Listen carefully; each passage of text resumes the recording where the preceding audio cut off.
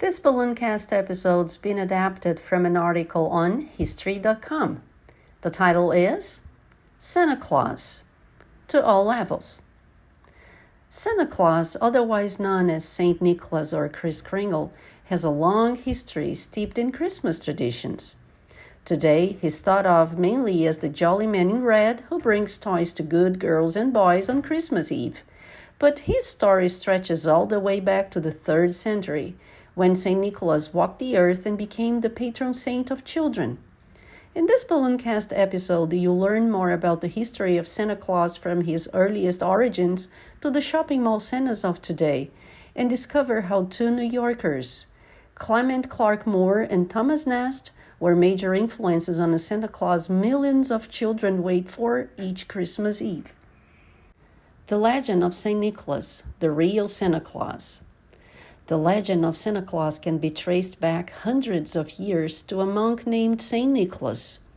It is believed that Nicholas was born sometime around 280 AD in Patara, near Myra, in modern-day Turkey. Much admired for his piety and kindness, St. Nicholas became the subject of many legends. It is said that he gave away all of his inherited wealth and traveled the countryside helping the poor and sick. One of the best-known St. Nicholas stories is the time he saved 3 poor sisters from being sold into slavery or prostitution by their father by providing them with a dowry so that they could be married. Over the course of many years, Nicholas's popularity spread and he became known as a protector of children and sailors. His feast day is celebrated on the anniversary of his death, December 6th. This was traditionally considered a lucky day to make large purchases or to get married. By the Renaissance, St. Nicholas was the most popular saint in Europe.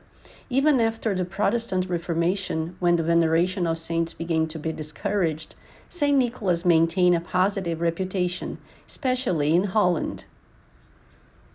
Zinder class comes to New York. St. Nicholas made his first inroads into American popular culture towards the end of the 18th century.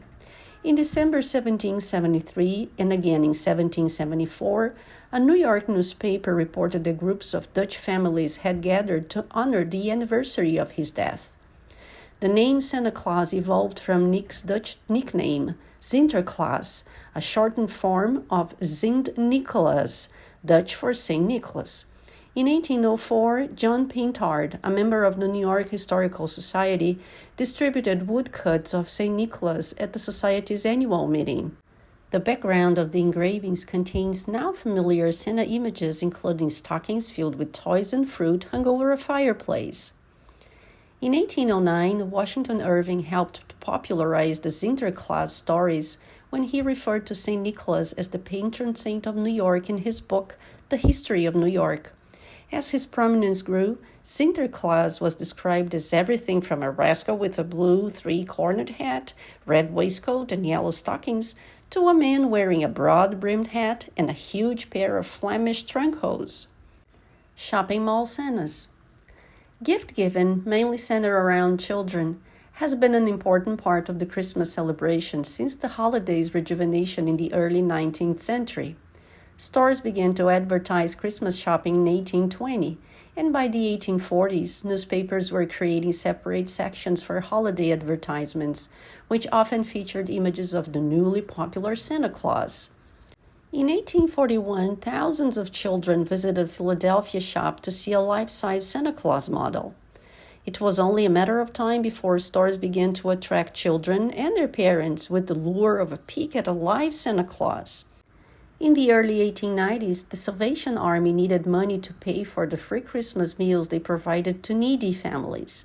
They began dressing up unemployed men in Santa Claus suits and sending them into the streets of New York to solicit donations. Those familiar Salvation Army Santas have been ringing bells on the street corners of American cities ever since. Perhaps the most iconic department store Santa is Kris Kringle in the 1947 classic Santa Claus movie, Miracle on 34th Street. A young Natalie Wood played the little girl who believes Kris Kringle, played by Edmund Wen, who won an Oscar for the role, when he says he's the real Santa Claus. Miracle on 34th Street was remade in 1994 and starred Lord Richard Attenborough and Mara Wilson.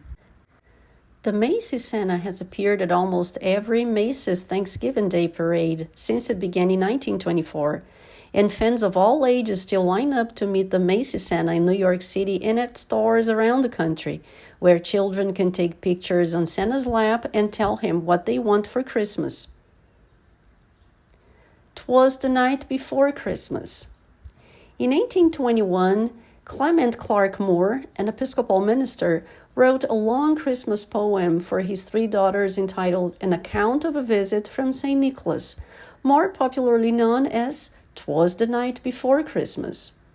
Moore's poem, which he was initially hesitant to publish due to the frivolous nature of its subject, is largely responsible for a modern image of Santa Claus as a right, jolly old elf with a portly figure and the supernatural ability to ascend a chimney with a mere nod of his head. Although some of Moore's imagery was probably borrowed from other sources, his poem helped popularize the now familiar image of a Santa Claus who flew from house to house on Christmas Eve in a miniature sleigh, led by 8 flying reindeer to leave presents for deserving children. An account of a visit from St. Nicholas created a new and immediately popular American icon.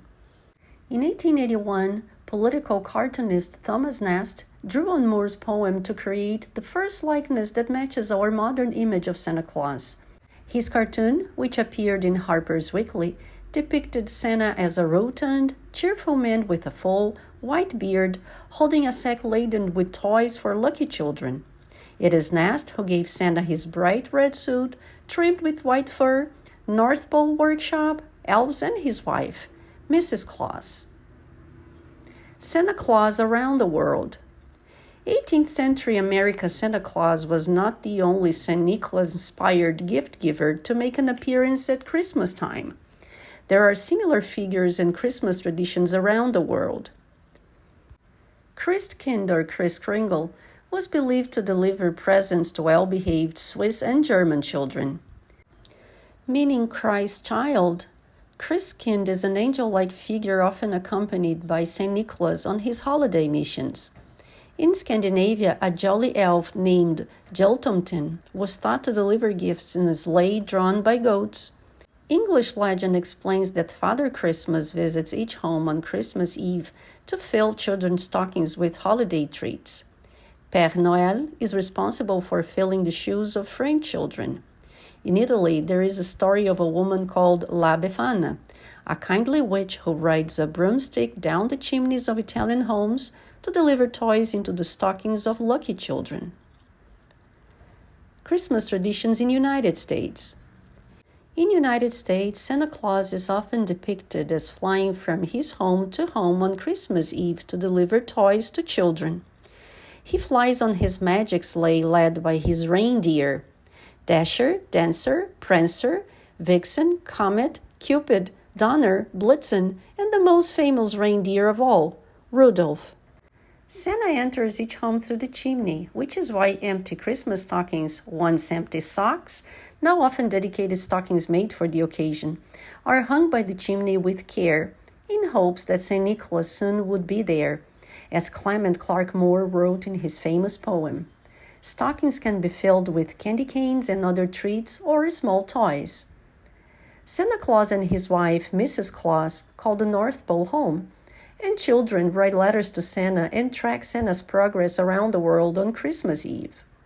Children often leave cookies and milk for Santa and carrots for his reindeer on Christmas Eve. Santa Claus keeps a naughty list and a nice list to determine who deserves gifts on Christmas morning, and parents often invoke this list as a way to ensure their children are on their best behavior. The lists are immortalized in the 1934 Christmas song, Santa Claus is Coming to Town. The 9th reindeer, Rudolph. Rudolph, the most famous reindeer of all, was born over 100 years after his 8 flying counterparts. The red-nosed wonder was the creation of Robert L. May, a copywriter at the Montgomery Ward department store. In 1939, May wrote a Christmas-themed story poem to help bring holiday traffic into his store. Using a similar rhyme pattern to Moore's "'Twas Night Before Christmas," May told the story of Rudolph, a young reindeer who was teased by the other deer because of his large, glowing red nose. But when Christmas Eve turned foggy and Santa worried that he wouldn't be able to deliver gifts that night, the former outcast saved Christmas by leading the sleigh by the light of his red nose. Rudolph's message that giving the opportunity a liability can be turned into an asset proved popular. Montgomery Ward sold almost 2.5 million copies of the story in 1939. When it was reissued in 1946, the book sold over 3.5 million copies. Several years later, one of May's friends, Johnny Marks, wrote a short song based on Rudolph's story in 1949. It was recorded by Gene Autry and sold over 2 million copies. Since then, the story has been translated into 25 languages and been made into a television movie, narrated by Burl Ives, which has charmed audiences every year since 1964.